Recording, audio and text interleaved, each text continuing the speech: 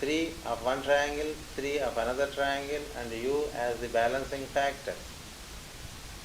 Between left hand and right hand, which is good? You need both hands, you work better. Is it not? Yeah. The right hand is spiritual energy, the left hand is material energy. Because you have the Ida energies functioning in the left, and Pingala energies functioning through the right, and Sushumna energies functioning in the center. So if you have both hands, you work better. If you have only one hand, even if it is the right hand, you are not so able. So the ability is working with the material and the spirit together, making a good understanding of both. That is yoga.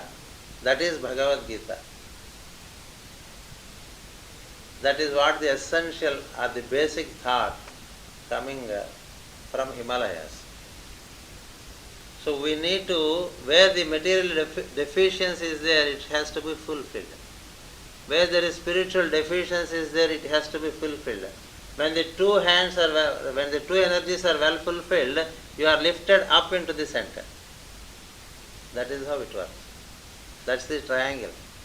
When the two angles of the triangle are equal, the third angle is already equal.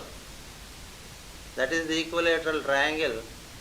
When one angle is 60 degrees, another angle is 60 degrees, then automatically the third angle is 60 degrees. If these two do not agree, then there is no agreement with the other. Is it not? So we need to make an agreement between matter and spirit. When the matter and spirit agree with each other, they get neutralized and you stand above the two. That's how you may have seen the qualities of Rajas, Tamas and Sattva. How do you get into Sattva? Sattva is possible only when Rajas balances Tamas and Tamas balances Rajas. Rajas means the dynamic activity force and Tamas is the inertia. So one balances each other and then you reach the center. So also you have inhalation and exhalation. Is it not? Yes. Which of the two is good? One is complementary to the other. The seeming opposites are always complementary to each other. They are seemingly opposite, but they are not opposite. They are complementary. Just like full moon, new moon, day and night. Inhalation and exhalation. What is Kriya Yoga? Inhalation and exhalation, they neutralize each other and they disappear and you remain as pulsation. When you remain as pulsation, there is no respiration, there is no thought, and you are a free bird. Out of the body, you can move all around and then come back into the body. So such is the synthetic, the approach of synthesis towards the material and the spirit. So we need to look at the whole thing with an attitude of inclusion. Then it works totally well.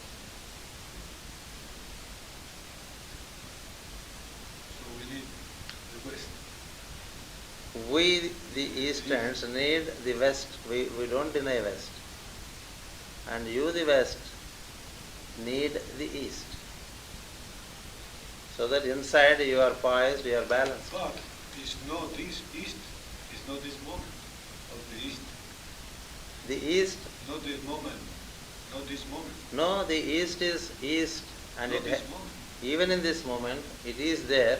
It is hidden. It is there, but coming from ancient times. Because you don't extract it from the circumstances which are there right now. No. You say people need comfort. True. You are looking for on the periphery. See, the Indian psyche is, it hides the light. The message of India is, the keynote of India is, I hide the light. I veil the light.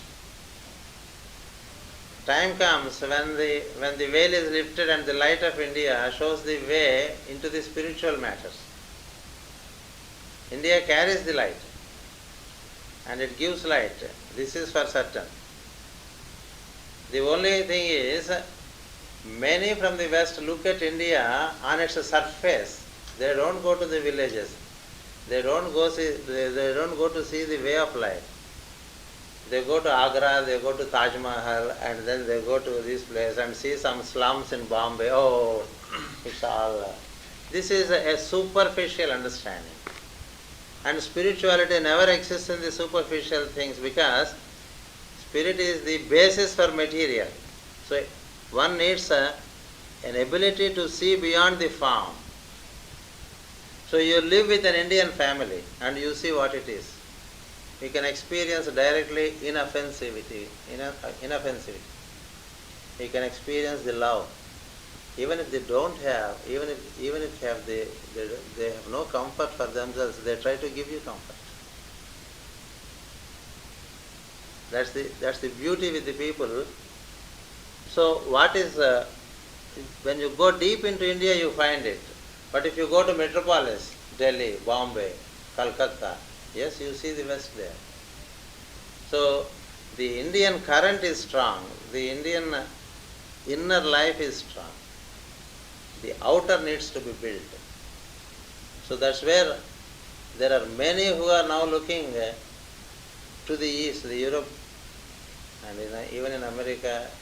We don't have people, and from the West mostly we have people who give the outer systems.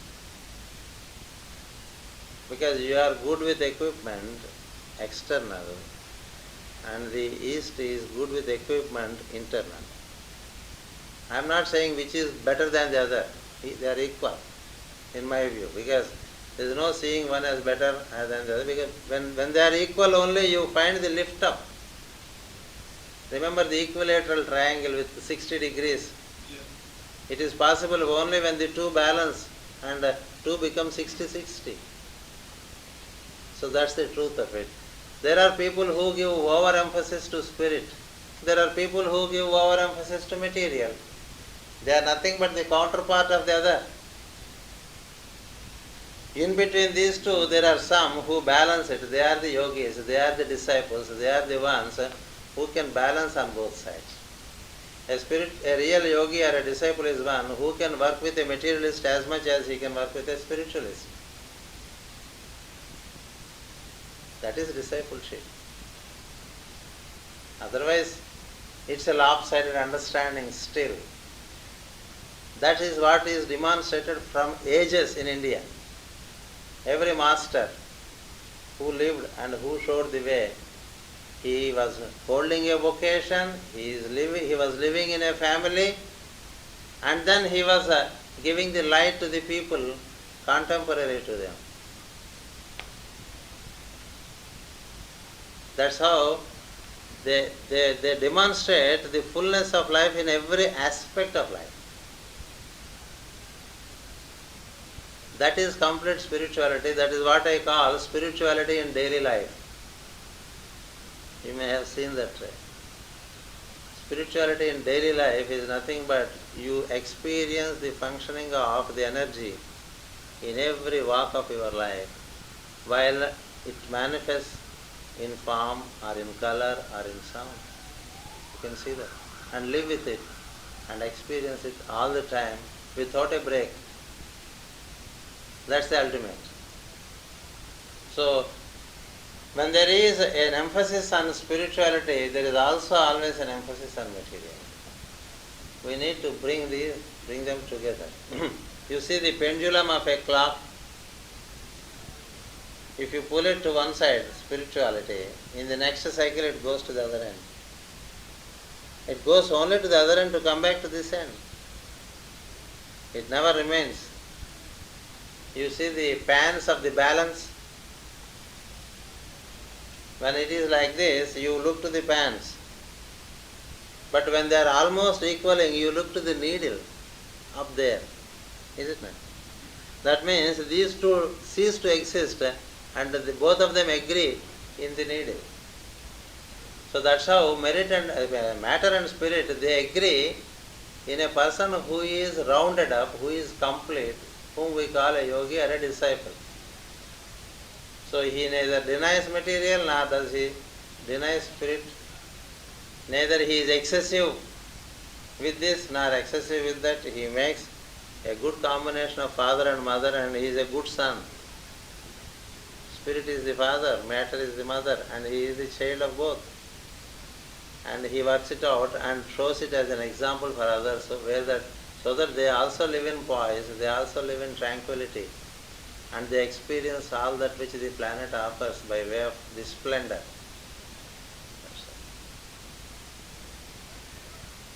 That's good. So we can reach that. Yeah. We are counterparts. We need to bring it together. We have certain abilities. We have certain abilities. They need to be happily blended, not mixed up. Blending is different from mixing up.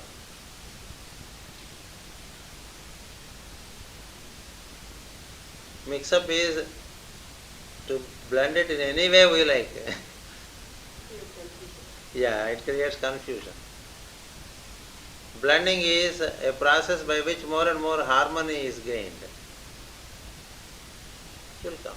Time brings it.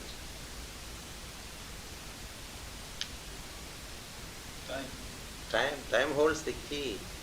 Just like we have to wait for the dawn now. We can't just expect dawn now, the sunrise now. We have to wait.